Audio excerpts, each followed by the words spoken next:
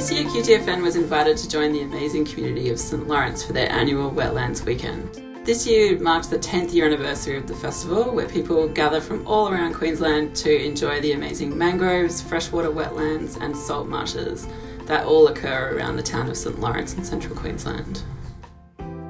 Over the weekend, Queensland Trust for Nature, Koinmerburra Aboriginal Corporation and the University of Queensland's Professor Kath Lovelock invited people visiting St Lawrence Wetlands on guided eco-tours of the mangroves and wetlands.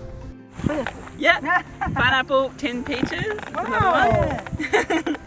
It's a native, lots of people think it's a weed, but it's a native. Wow. So St Lawrence itself has a really high concentration of state level significant wetlands. Ahead of us there you can see that shelter. Yep. So that in there is where lots of the fresh water sits. And you can imagine before colonisation and before any of the landscape was modified, this would have been a big kind of creek that flows through and then would have interchanged with the sea. Do you guys know, if you're from around here, the tidal range in the area? So it's about 8 metres. Yeah, so the flush of salt water coming up into these systems would have been huge. And I guess you kind of get signs of it in the landscape here, that lots of this area here or behind us, there you can see the salt precipitating on the top. So before they essentially built the old St Lawrence Road, this was most likely a kind of switching salt and fresh kind of environment.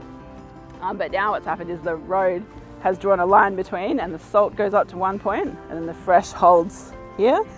But now it's become a state significant wetland.